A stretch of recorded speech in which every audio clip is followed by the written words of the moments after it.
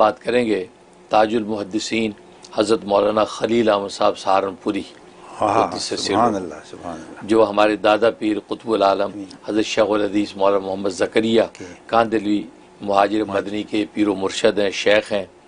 तो ये उनका ख्वाब है और ये अपने वक्त के बहुत बड़े मुहद्दिस हैं। इन्होंने अबू दाऊद शरीफ की इशारा लिखी बज़ुलुल मजहूद, बड़ी बेनज़ीर बेमिसाल शरह है।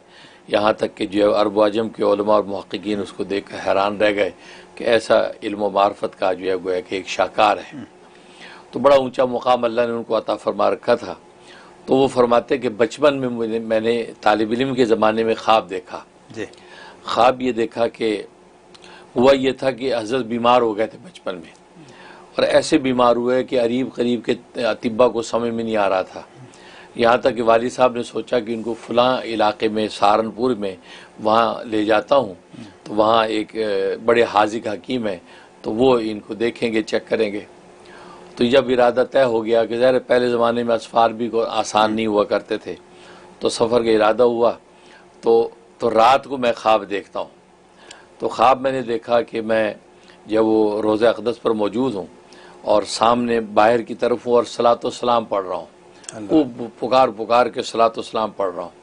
यहाँ तक कि मैं चलता जा रहा हूँ सलातो सलाम पढ़ते पढ़ते, यहाँ तक कि दरवाज़ा खुलता है रोज़ा अक़दस का।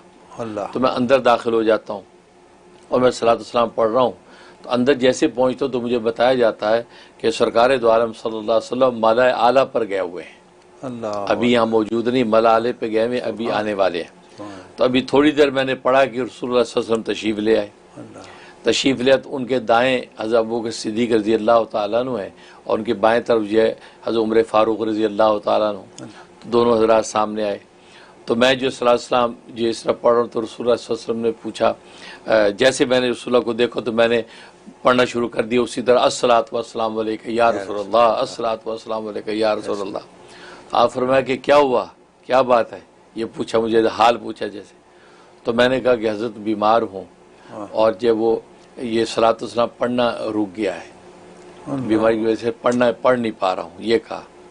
फरमाया कि अच्छा, ये बात कही और मेरे सर पे हाथ रखा और फरमाया, या यूँ फरमाया कि तू अच्छा है, या ये फरमाया तू अच्छा हो गया है, ये कहा। अच्छा। तो जब ये बात कही, क्योंकि मैंने दरख्वास्त की थी कि या रसूलल्लाह मेरी सेहत के लिए दुआ कर दें क्योंकि इस बीमारी की वजह से मैं पढ़ नहीं पा रहा हूँ, उस पर आप फरमाया तू अच्छा है, या फरमाया तू अच्छा हो गया है, इतना कहा तो मेरी आँख खुल गई।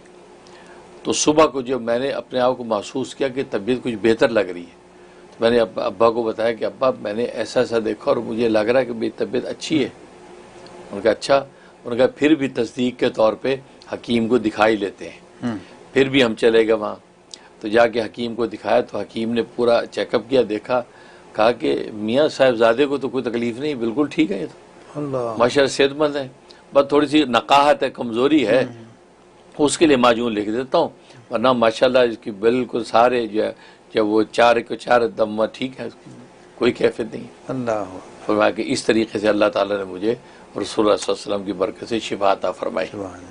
इससे उलमा ये अख़ज़ करते हैं कि इसका मतलब ये हुआ कि सलातो सलाम जो है ये बीमारियों का बेहतरीन अक्सर इलाज है। जब कोई बीमार हो जिसको कोई समझ में ना आए तो सरकार दो आलम सल्लल्लाहु अलैहि वसल्लम सलातो सलाम पढ़ना शुरू कर दे, इंशाअल्लाह ऐसी रूहानी तवज्जो होगी कि आपकी बीमारी सेहत से बदल जाएगी।